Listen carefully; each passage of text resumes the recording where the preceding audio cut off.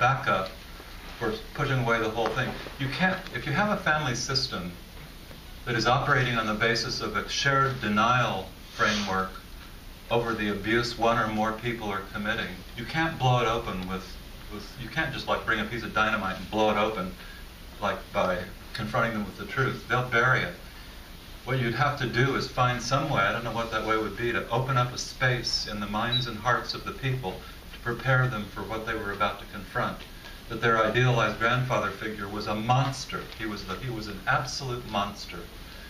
But he was a Dr. Jekyll and Mr. Hyde. He was also a beneficent, generous, creative, brilliant person with a demonic side, though, was the problem. Okay? And you might wonder, and I say this in the book, was there not some way to save this woman? I couldn't do anything for her, the cousin who died, because I didn't even find out about this until the suicide was already over. When the suicide occurred, that's when I found out that the patient I was supervising the treatment of had had this close connection to her, and it all came out. And that patient, in turn, almost followed suit. So when you have a suicide of somebody close, it opens the door, it makes it much easier to go through that. And so her therapist and I struggled for the next 7 or 8 years with that patient to keep her from committing suicide. Every week she had a new method. She'd come in every week with the new, what's the death of the week going to be this time? Like I'll just give you one example. She had purchased a huge can of gasoline and a bunch of matches and had rented this small little shack where if it burned down, nobody else would be hurt by it. And she would go and sit next to the can of gasoline with the matches and strike them and toss them and strike them and toss them, but not quite close enough. You'd be afraid some of the gas might have spilled out, and if it did, whoosh, the whole thing would go. She was like that. She would kind of skate on the edge of the actual act of suicide, and the slightest little thing would make it happen.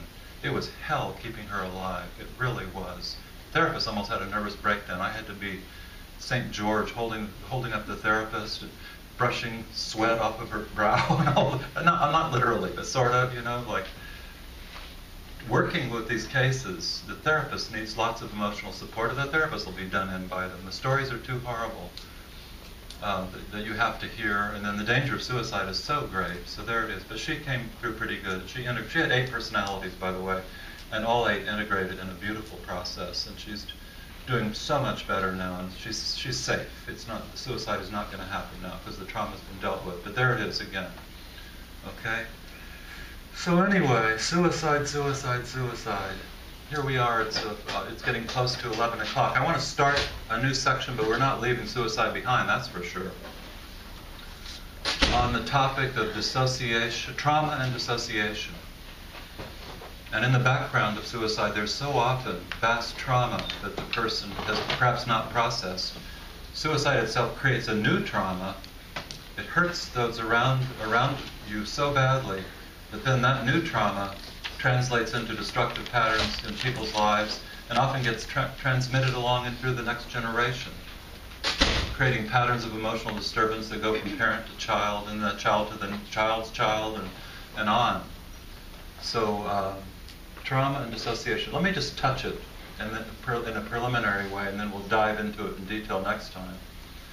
I want to make you guys aware of a definition of trauma that perhaps is not the one you normally work with. But it's the way I will use the term in this class. Trauma is not, let me say what it's not, first of all. Trauma is not a horribly painful event that happens in your life. Okay, it's not that. Trauma instead is an event. It can be a set of events, a set of circumstances, but it's something that happens in an individual's life that is too much to take in as even having occurred. Okay? If something happens to you and you suffer like hell, and you're able to say, this is horrible and I'm in pain and I feel like I'll never get over this pain, and then after it's over you say, that was the worst thing that ever happened to me and it's so painful and so horrible and so awful and I'm so angry about it, that's not trauma. That's just a horrible, painful event that occurred, but you've taken it in that it is occurring and that it has taken place. And then eventually, when the pain recedes enough, it becomes part of your history. Then it becomes this horrible thing. You shudder when you think about it, but there's no question that it took place. So it's a part of your ongoing history.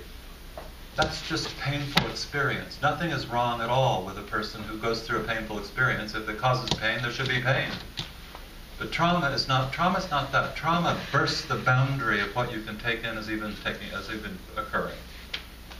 You can't assimilate it. You can't make it part of your history. If it becomes part of you, it blows you to pieces. Maybe you become psychotic or something if you start to make it part of you.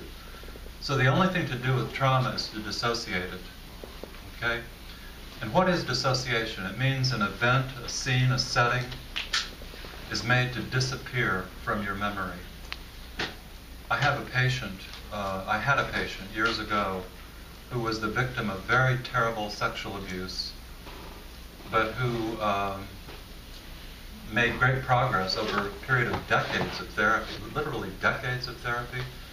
But the sexual abuse came back in her memory, and she was able to, she relived it and had flashbacks and nightmares about it and was able to recount it and really realize what had happened.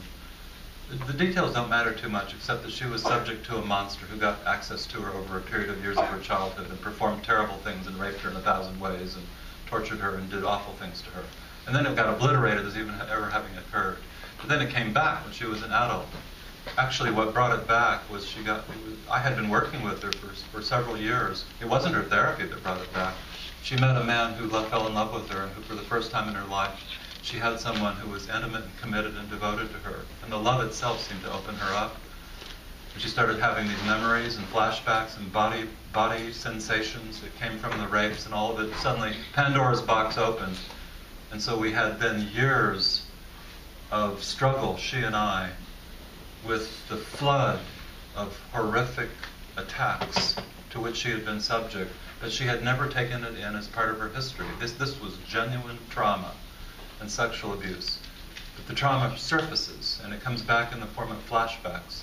So if I think back on that whole process with her, and I worked with her for maybe 25 years or something, I call this medium-term therapy. Anything above 25 is long-term therapy. 10 to 25 is medium-term therapy. 5 years or something, that's short-term, quickie, loop jobs is all that is. This is kind of being a stupid joke. Sorry, guys, not too funny, is it? Really, but anyway, 15 years into the reliving. I'm building up for a dissociation for a definition of the word dissociation. I want you to take this in.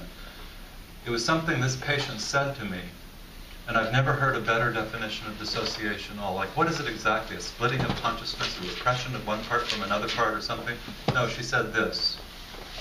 This is after remembering pretty much the entirety of the nightmare which had occupied her early teen years. George, quote, "George, I guess I just became someone none of this had ever happened to. That's it. George, I guess I just became someone none of this had ever happened to." She turned herself into someone something hadn't happened to. It was not part of her memory. It was not part of any recollection, her identity. She was someone else than the child that this had happened to. Except now she had become the child, the person to whom this had happened. So the dissociation was being undone. That's what dissociation is. Something happens. It's too much to take in. So you don't take it in. You turn yourself into someone it didn't happen to.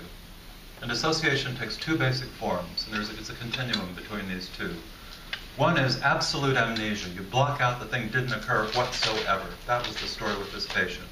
This is the woman who finds her husband hanging and calls up the office to see when's John coming home. Okay, complete obliteration of the memory, cognitively and emotionally.